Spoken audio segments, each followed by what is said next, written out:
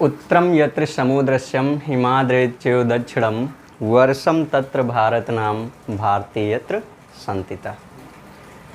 उत्तरम यत्र समुद्रस्यम, समुद्र के उत्तर में, हिमाद्रेच्यो दक्षिणम, हिमालय पर्वत के दक्षिण में, वर्षम तत्र भारत नाम, उस भूभाग का नाम भारत है, और भारती तत्र संतिता, वहाँ पर रहने वाले लोग माँ भारती की संतान हैं, भारतीय हैं।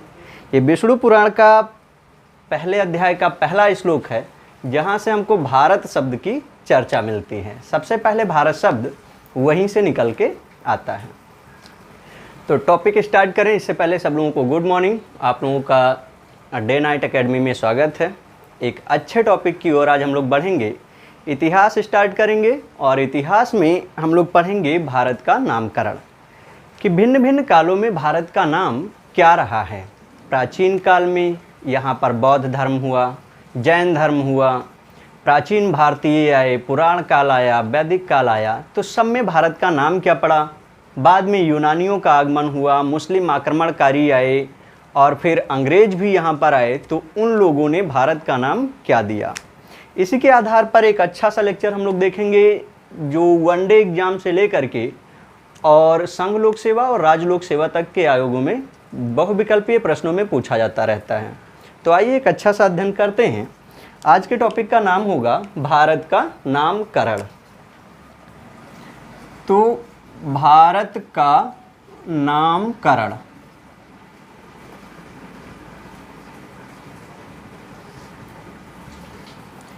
तथ्यों की बात करते हैं तो लिखित साक्ष्य हमको प्रारंभ होते हैं ऋग्वैदिक काल से। सबसे पहला जो लिखित ग्रंथ है वो कौन सा है? ऋग्वैदिक है, ऋग्वेद है। तो उसी के आधार पे हम लोग जो है स्टार्ट करते हैं अपना।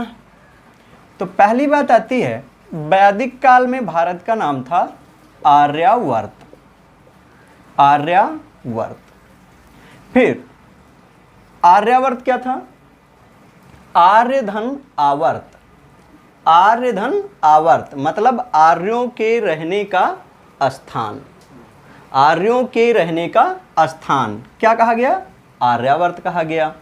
अब उसके बाद आया पुराण युग। ये किस युग की बात थी? वैदिक काल की बात थी। तो वैदिक काल में भारत को कहा गया आर्यावर्त, यानी आर्यों के रहने का स्थान। उसके बाद पुराण काल में भारत के दो नाम निकल के आए। कौन कौन से दो नाम निकल के आए उनको हम लोग देखते हैं। तो पहला जो नाम निकल करके आया भारत का वो था अजनाभ वर्ष। ये आपके लिए एक नया नाम होगा भारत का, अजनाभ वर्ष। भारत को अजनाभ वर्ष भी कहा जाता है। थोड़ा सा जान लेते हैं। अजनाभ, हम जैन धर्म पढ़ते हैं तो जैन धर्म के संस्थापक कौन थे? ऋषभदेव या आदिदेव, यही तो थे। तो उनके पिता का नाम अजनाभ था, राजा अजनाभ। वे एक बहुत ही प्रतापी शासक थे। तो इसलिए कुछ जैन ग्रंथ मानते हैं कि इस देश का जो नामकरण है वो उन्हीं के नाम पर पड़ा और इस देश का नाम अजनाभ वर्ष रखा गया। अब हिंदू ग्रंथों की बात करते हैं तो अजनाभ वर्ष सबसे पहले लिखित रूप से भारत का नाम जो मिलता है वो है भागवत पुराण। ये प्रश्न आप ध्यान रखेंगे कि भारत का नाम अजनाभ वर्ष कहाँ कहा गया है? तो भागवत पुराण में कहा गया है। इसके अलावा भारत का नाम जम्बूद्वीप है। जम्बूद्वीप। जम्बूद्वीप क्यों रखा गया? यहाँ पर जामुन के वृक्षों की अधिकता थी। तो जामुन के वृक्षों की अधिकता के कारण इसका नाम जम्बूद्वीप रखा गया। किस ग्रंथ में कहा गया और कहाँ कहा गया है? तो जम्बूद्वीप भारत को बौद्ध धर्म के ग्रंथों में कहा गया है। कहाँ कहा गया है? बौद्ध ग्रंथों में। बौद्ध धर्म में भारत को जम्बूद्वीप कहा गया है। उसके बाद आगे बढ़ते हैं तो भारत का एक नाम मिलता है भारत। भारत को भारत भी कहा गया। तो भारत को भारत कहाँ कहा गया है ये जान लेते हैं। तो मेरा श्लोक ही यहीं से शुरू हुआ था। सही है, मेरे ख्याल से मुझे लगा कि ये गलत लिखा होगा, लेकिन ये जम्बू ही है, जम्बूद्वीप, कोई डाउट नहीं है। अब उसको आप बंद करिए। बंद किए हैं। अब बात करते हैं भारत की, कि भारत शब्द कहाँ से लिया गया है। तो लेक्चर की शुरुआत ही वहीं से हुई थी कि उत्तरम यत्र समुद्रस्यम हिमाद्रेत च दक्षिणम वर्षम तत्र भारत नाम भारती यत्र संतिता। ये कहाँ का है? विष्णु पुराण का है। हाँ, विष्णु पुराण के पहले अध्याय का जो पहला श्लोक है वही ये है, वहीं पर भारत शब्द की चर्चा की गई है। अच्छा, विष्णु पुराण के समानांतर एक ग्रंथ लिखा गया था वायु पुराण। तो वायु पुराण से हमें क्या साक्ष्य मिलता है? वायु पुराण से हमको साक्ष्य मिलता है, वायु पुराण का एक श्लोक है कि अनुगंगम प्रयागम चा साकेतम मगधस्तया इतान जनपदान सर्वान भोज्यते गुप्त वंशजा। अनुगंगम प्रयागम चा, गंगा नदी के किनारे किनारे, मतलब जहाँ से गंगा नदी निकलती है, अनुगंगम गंगा नदी के किनारे किनारे, प्रयागम चा प्रयाग भी, चा साकेतम यानी पूरी साकेतपुरी यानी कि कौशल, अयोध्या, श्रावस्ती, ये सब उस समय कौशल के भाग थे। चा मगधस्तया, मगध साम्राज्य यानी कि पूरा बिहार आ जाता था। इतान जनपदान सर्बान, इन सारे जनपदों में भोज्यते गुप्त वंशजा, गुप्त वंश के शासक राज्य करते हैं। तो वायु पुराण से हमें गुप्त वंश का साक्ष्य मिलता है। इसका वर्णन यहाँ आवश्यक नहीं था, लेकिन चूंकि यहाँ से भी हाल ही में परीक्षाओं में प्रश्न पूछे गए, इसलिए इसको हमने यहीं पे बता दिया है। तो ये 4 नाम भारत के प्राचीन काल में रहे। एक बार फिर से देखते हैं। तो आर्यावर्त भारत को कहा गया ऋग्वेद में। पुराणों में भारत के 2 नाम मिले, एक तो भारत और एक अजनाभ वर्ष। अजनाभ वर्ष जैन ग्रंथों में भी कहा गया है, और हिंदू ग्रंथों की बात करें तो भागवत पुराण में कहा गया।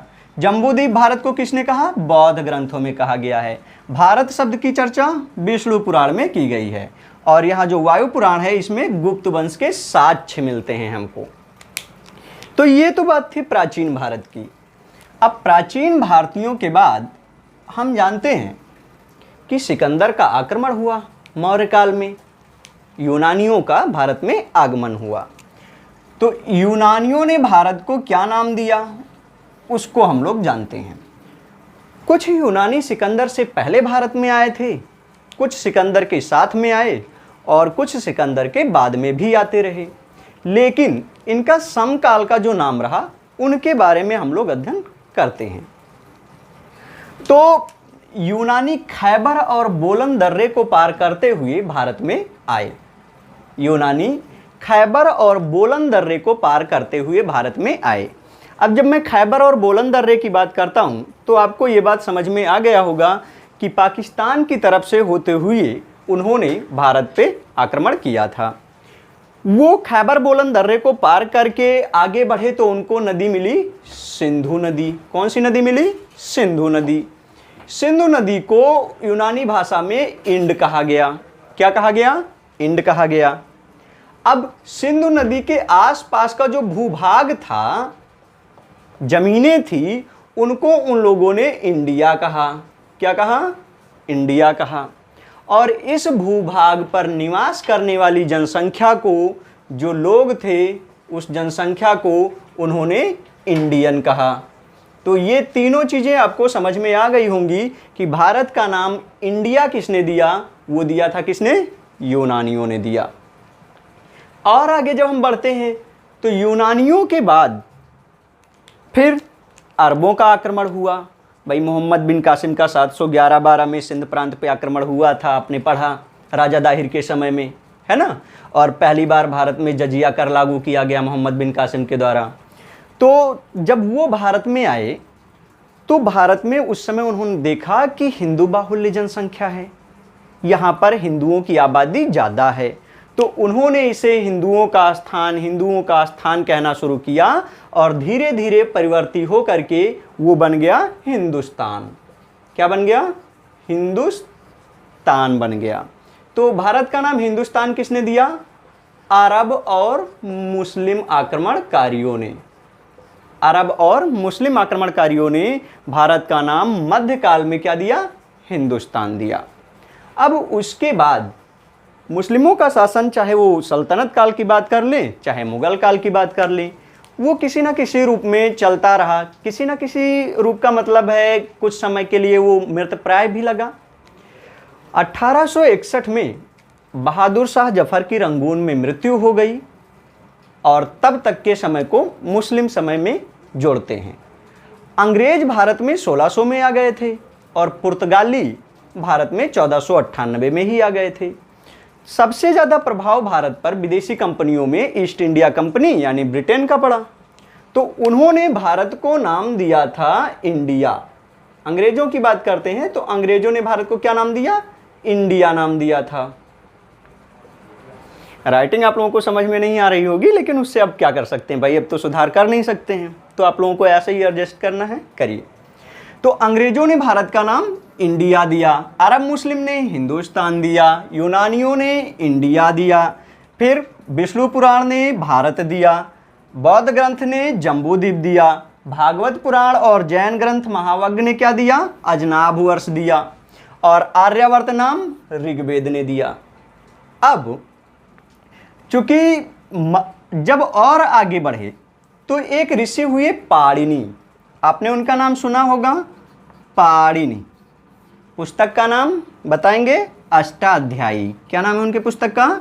अष्टाध्यायी।